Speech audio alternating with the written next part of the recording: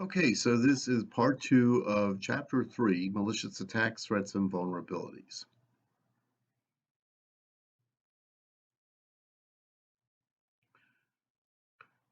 Risk, threats, and vulnerabilities. Risk is the probability that something bad is going to happen to an asset. Threat is any action that can damage or compromise an asset. And vulnerability is any inherent weakness that may enable threats to harm systems or networks. Threats exploit vulnerabilities, which creates risk. You cannot eliminate risk 100%. It's impossible. You can minimize the impact of threats. You can reduce the number of vulnerabilities. Minimizing threats and reducing vulnerabilities lessens the overall risk to an organization. Threats, risks, and vulnerabilities negatively impact the CIA triad. Here are the most common threats: malicious software, hardware or software failure, internal attacker, equipment theft. And when you think of how much data is located on small devices such as smartphones and tablets, that's a lot of data. USB drives, external attackers, natural disasters, hurricanes, which we have one, well, maybe not coming here, but we do have one right now, um, earthquakes, and the number one natural disaster, fire, industrial espionage, and terrorism. Now, vulnerability covers a wide range of system and network weaknesses.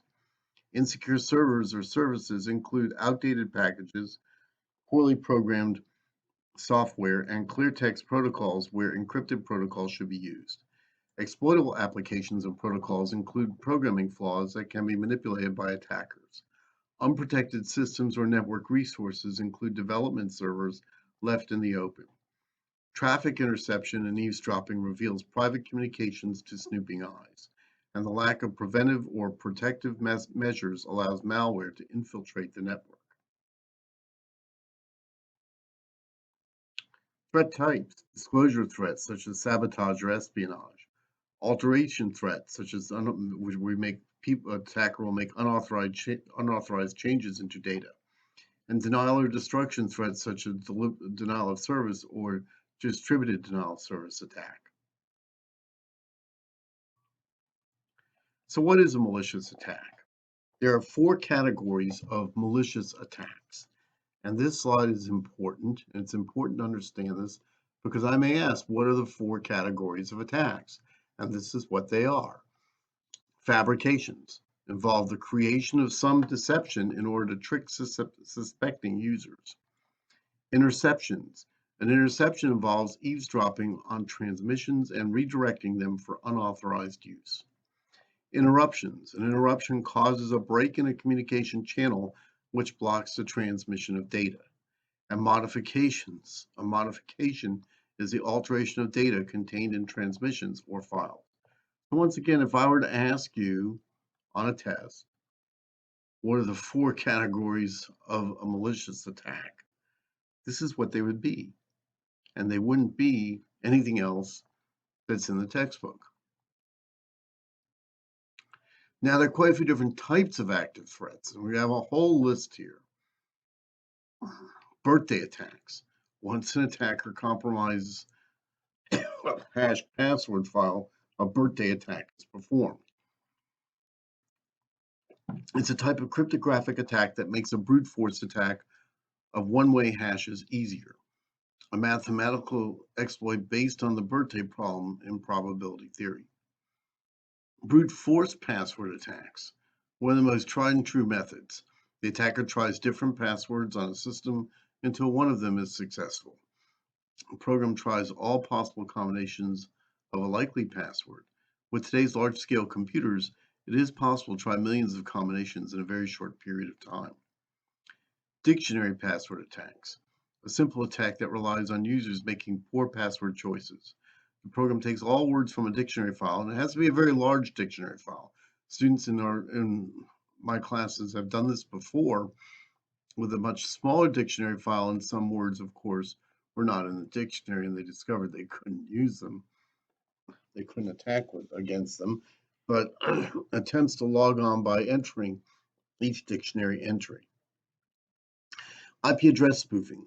person, program, or computer that disguises itself as another person, program, or computer. Now, when we say person, we mean the person technically at that IP address. The address resolution protocol, or ARP poisoning. So that's an example. And the address resolution protocol is what resolves a particular um, MAC address to a particular IP address. So the attacker spoofs the MAC address of the targeted device, such as a server, sending false ARP resolution responses with a different MAC address, causing duplicate network traffic to be sent from the server. Hijacking. Two types of this. The first is URL hijacking. In other words, your uniform resource locator or web address. The user is directed to a different website than what he or she requested, usually to a fake page that the attacker has created. It gives the user the impression that the attacker has compromised the website, when in fact the attacker simply diverted the user's browser from the actual site. The other type is session hijacking. The attacker attempts to take over an existing connection between two network computers. The first step is for the attacker to take control of the network device on the local area network. This enables the attacker to determine the sequence numbers used by the sender and receiver. Then the attacker can generate traffic appearing to come from one of the communicating parties, stealing the session from one of the legitimate users. Replay attacks, capturing data packets from a network and retransmitting them to produce an unauthorized effect. Man in the middle, often called MITM attacks, takes advantage of the multi-hop process used by many types of networks. The attacker intercepts messages between two parties before transferring them on to their intended destination. Web spoofing is a type in which the user believes a secure session exists with a particular web server. In reality, it exists only with the attacker, not the web server. Masquerading. One user or computer pretends to be another user or computer. Usually includes one of the other forms of active attacks, such as IP address spoofing. Social engineering. Deception technique to gain access to resources in an IT infrastructure by tricking authorized users into giving up information or carrying out actions for unauthorized users. The success of this depends on the basic tendency of people to want to be helpful. Phishing. The attacker attempts to trick the victim to provide private information, usually by way of email or instant messaging, but more often by email.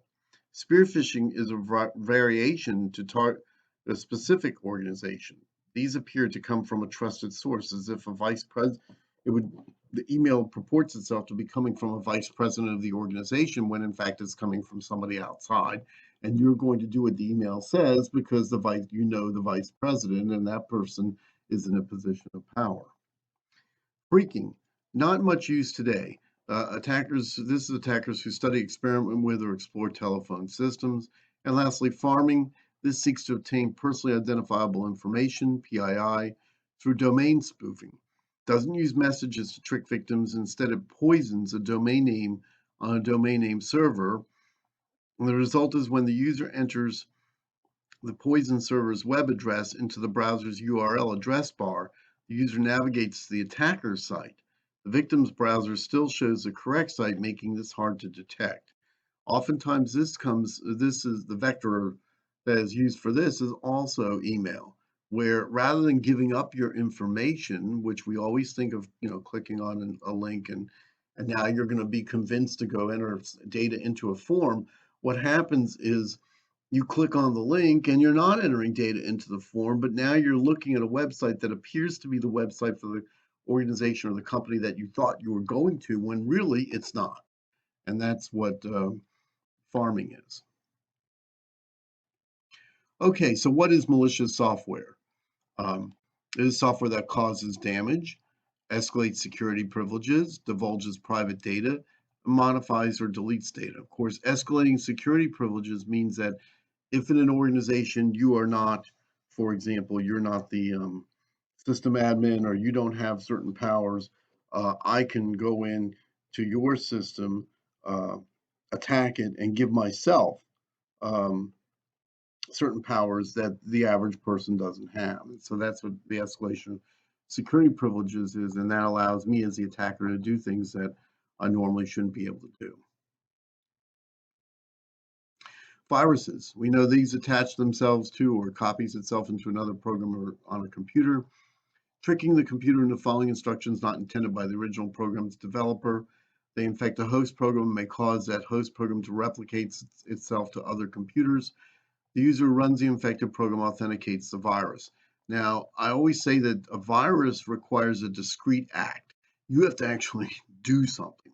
You have to click on a link, you have to download an email attachment, you have to place an infected USB into your USB port.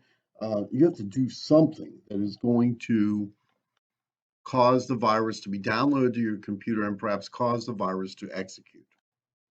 On the other hand, a worm is a self-contained program that replicates and sends copies of itself to other computers without its user input or action. You don't have to do anything. Typically, a worm runs on a network. And so all you have to do is be connected to the network, and the worm will drop itself onto your computer, and then it'll do whatever it's going to do. It doesn't need a host program to infect, and is a standalone program, but it does the same things that a virus would do, like attacking your computer. It's just that with a virus, requires a discrete act on your part to do something, and a worm, you just have to be connected to a network. Trojan horse, malware that masquerades as a useful program. They can hide programs that collect sensitive information, open backdoors into computers, and actively upload and download files. Again, it's code oftentimes that is embedded in a real legitimate program, and that code will execute. You download the program works, does what it's supposed to do, but that code, the illegitimate code, will execute sometimes often on a timer, sometimes often logically based on something you will do. Um, and it may sit there for days or even weeks before it executes, but then it will, and it will do things to your computer, often to allow a user, as it says, a backdoor, in other words, an attacker to gain unauthorized access into your computer. Rootkits. These modify or replace one or more existing programs to hide traces of attacks. There are many different types. They conceal their existence once installed. They're difficult to detect and remove, especially since they place themselves in the root access um, of your computer. Spyware, type of malware that specifically threatens the confidentiality of information, monitors keystrokes, scans files on the hard drive, snoops of other applications, installs other spyware programs, can read your cookies, which are usually not encrypted, they're in plain text or clear text, changes the default homepage on the web browser, which is a real pain in the butt. Um, that once happened to my wife. It took a lot of effort to get that removed from her computer, and it changed it to the homepage to something she didn't even ask for. So, what are the common types of attacks? Common types are attacks on availability. These impact access or uptime to a critical system, application, or data. Attacks on people. These involve using coercion or deception to get another human to divulge information uh, uh, or perform an action like clicking on a suspicious URL link or opening an email attachment from an unknown email address. Most attacks on people are in the social engineering category of attacks. Attacks on IT assets. These attacks include pen testing or penetration testing, unauthorized access, privileged escalation, stolen passwords, deletion of data, or performing a data breach. Social engineering attacks. So we're going to go through each one of these rather quickly. Authority, using a position of authority to coerce or persuade an individual to divulge information. Consensus or social proof, using a position that everyone else has been doing it as proof that it's okay or acceptable to do. Dumpster diving, and if you don't think this happens, it does. Finding unshredded pieces of paper that may contain sensitive data or private data for identity theft, get a shredder and use it. Familiarity liking, interacting with the victim in a frequent way that creates a comfort and Familiarity and liking for an individual, such as a delivery person, may become familiar to office workers over time. That might encourage the victim to want to help the familiar person. Hoax, creating a con or a false perception in order to get an individual to do something or divulge information. Impersonation, pretending to be someone else, for example, an IT help desk support person, a delivery person, a bank representative, all those phone calls you get from people saying that they're from the Microsoft help desk. They're not. And how would they know what's wrong with your computer anyway? That's the first thing I ask them. The first thing you need to wonder, how would they know that my computer has a virus, even if my computer doesn't? Or even if my computer does, how would they know this? You know, shoulder surfing, as it says here. Shoulder surfing, of course, is to somebody actually looks over your shoulder. Some other things: intimidation, using force to extort or pressure an individual into doing something or divulging information. Trust, building a human trust bond over time and then using that trust to get the individual to do something or divulge information. Scarcity, kind of odd, but pressuring another individual into doing something or divulging information for fear of not having something or losing access to something. Like I said, shoulder surfing is looking over the shoulder of a person, typing into a computer screen. Tailgating, following an individual closely enough to sneak past a secure door or access area. One way to prevent this is to employ a man trap where only one person can go in this area. They get access to the small room, and sometimes they're really small, and then they swipe or they key in a keypad, and then they get access to the computer center. But you can't have two people in that small room at the same time. Tailgating is a problem. We always trust the people behind us, but you never know. Joe up on the fourth floor, you may not know him if you work on the first. Is he legit? Is he not? He comes in after you. Guess what? He's in your premises now, and he may not be the person that works up there on the fourth floor. Urgency, using urgency or an emergency stress situation to get someone to do something or divulge information. For example, claiming that there's a fire in the hallway might get the front desk security guard to leave their desk. Vishing, performing a phishing attack by telephone in order to elicit personal information using verbal coercion. That's where the V comes from. And persuasion, like sweet talking the individual under attack. And whaling, targeting the executive user of the most valuable employees, otherwise considered the whale, as they call them, comped people at hotels in Vegas that have a lot of money, or the big fish, often called spearfishing. Wireless attacks, bluejacking, hacking and gaining control of the Bluetooth wireless communication link between a user's earphone and smartphone device. If you don't think it can't happen, it can, just while you're walking along the street. Blue snarfing, packet sniffing communication traffic between Bluetooth devices. Virtually the same thing. Evil twin, faking an open or public wireless network to use a packet sniffer on any user who connects to that wireless access point that is an evil twin of the legitimate one. IV attack. No, it's not intravenous. This is initialization vector, as we call it, which is part and parcel of how we create keys in an encryption scheme. Modifying that initialization vector of an encrypted IP packet in transmission in hopes of decrypting a common encryption key over time. Jamming or interference, sending radio frequencies in the same frequency as a wireless network access point to jam and interfere with wireless communication and disrupting availability for legitimate users. Near field communication attack, intercepting at close range, a few inches perhaps, communications between two mobile operating system devices. Packet sniffing, capturing IP packets off a wireless network and analyzing the TCP/IP packet data using a tool such as Wireshark. Wireshark can also be used for good. Replay attacks, replaying an IP packet stream to fool a server into thinking you are authenticating to it.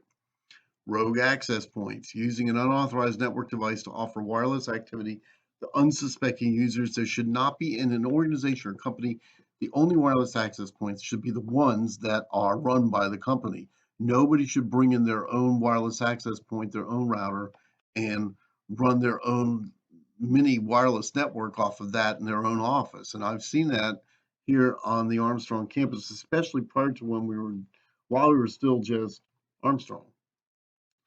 What else we got here? War chalking, creating a map of the physical or geographic location of any wireless access points and networks. And finally, war driving, physically driving around neighborhoods or business complexes looking for wireless access points and networks that broadcast an open or public network connection. Still done because people are always looking for unopened unsecure wireless access points. I don't know how often it's done anymore, but it used to be done frequently.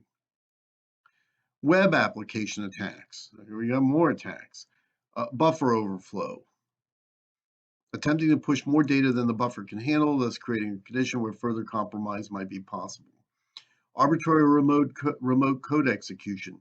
Having gained privileged access or system admin right access, the attacker can run commands or execute a command at will on the remote system.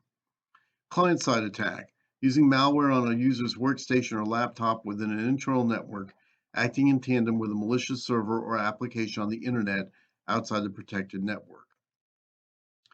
Cookies and attachments, using cookies or other attachments of the information they contain to compromise security. Cross-site scripting, known as XSS, injecting scripts into a web application server to redirect attacks back to the client. This is not an attack on the web application, but rather on users of the server to launch attacks on other computers that access it. Directory traversal command injection, exploiting a web application server gaining root file directory access from outside the protected network and executing commands including data dumps. Header manipulation, stealing cookies and browser URL information and manipulating the header with invalid or false commands to create an insecure communication or action. Integer overflow, creating a mathematical overflow which exceeds the maximum size allowed. This can cause a financial or mathematical application to freeze or create a vulnerability and opening. LDAP, lightweight directory access protocol injection, creating fake or bogus ID and authentication LDAP commands and packets to falsely ID and authenticate to a web application. Local shared objects, LSO, using Flash cookies named after the Adobe Flash Player, which cannot be deleted through the browser's normal configuration settings. Flash cookies can also be used to reinstate regular cookies that a user has deleted or blocked. Malicious add-ons, using software plugins or add-ons that run additional malicious software on legitimate programs or applications. SQL injection, injecting structured query language SQL commands to obtain information and data in the back-end SQL database. A watering hole attack, luring a targeted user to a commonly visited website on which has been planted the malicious code or malware in hopes that the user will trigger the attack with an unknowing click. XML injection, injecting XML tags and data into a database in an attempt to retrieve data. And finally, 0 day, exploiting a new vulnerability or software bug for which no specific defenses yet exist. So what are countermeasures? They detect vulnerabilities, they prevent attacks, they respond to the effects of successful attacks. You need to get help from law enforcement agencies, forensic experts, and security consultants and security incident response teams, SIRTs, in order to create the proper countermeasures that will protect your system. Countering malware, create a user education program. Post regular bulletins about malware problems. Never transfer files from an unknown or untrusted source unless anti-malware is installed. Test new programs or open suspect files on a quarantine computer. Install anti-malware software, make sure it remains current, and schedule regular malware scans. Use a secure logon and authentication process. Stay abreast of developments in malware. The National Cybersecurity Alliance, NCSA, www.staysafeonline.org, the United States Computer Emergency Response or Readiness Team, US CERT, at us-cert.gov.